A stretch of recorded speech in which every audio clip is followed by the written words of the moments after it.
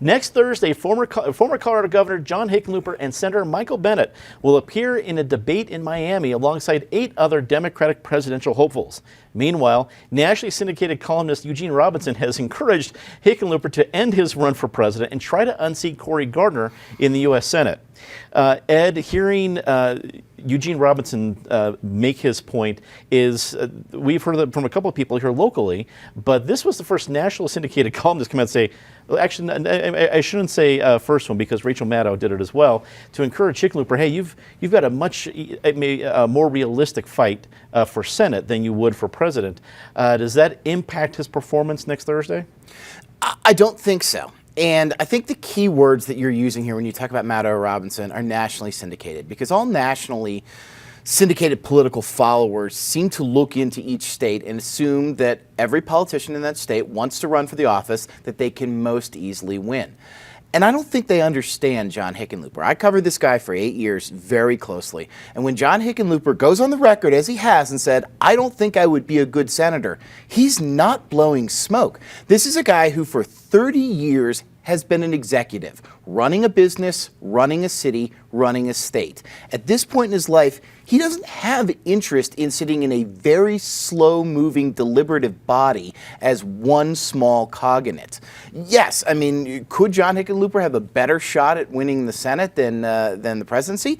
Absolutely. But I really do believe he doesn't want to run for Senate. He wants to take this great grand shot at being president, the same way that he did it at Denver mayor when everyone said, you can't do it, and laughed at him at 1% in the polls before he turned around to win that. Now, I think the chances are smaller that he's going to do the same on the national political scene. But people calling for him to leave this race to run for the Senate don't understand John Hickenlooper and clearly aren't following him close enough. Scott, let's talk about the other folks. Is this an indictment, and maybe not from Eugene Robinson, because he's probably not keeping up with all the different candidates here, but do Colorado Democrats have enough faith in the people who have already said they want to run against Cory Gardner, including Mike Johnson, Andrew Romanoff, is it Dan Barrett, and there's a lot of different folks. Keep going. Yeah, there's like 9 or 10 of them. So certainly that field is getting crowded. I mean, I'd like to share some perspectives on what it means to have 2 Colorado Democrats on the national stage. I mean, I think America is about to get a double dose of that very unique, centrist, moderate Colorado Democrat that we have all gotten very used to. And so I think the big question for Thursday night is going to be how do American Democrats, how does the national Democratic movement feel about that particular breed of centrism that we've developed here? And I think, and it pains me to say it, I worked for John Hickenlooper for a number of years. I think I understand why he's chosen the specific lane that he found a lane, right? He's the anti-socialist Democratic candidate, and that's good for his campaign. But I think he's making a big mistake because I think he's not hearing and seeing what is going on among progressives in this country. And for the first time, millennials are a generation that actually have a positive view of socialism. And so I think he's taking the debate. I mean, I'm upset with Bernie Sanders for, giving a speech that's why democratic socialism is the response to oligarchy in our time. It's like a Berkeley thesis. And I think it rings hollow, and I'm very sympathetic to a lot that he has to say, but I think it's going to ring hollow. That's not how Americans talk.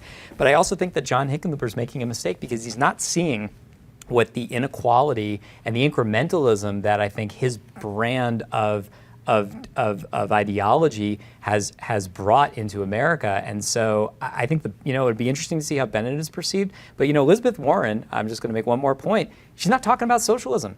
What she's doing is she's talking about ideas, and it's really resonating. And so I would encourage all these candidates to stop attacking the isms and just focus on the issues and the policies.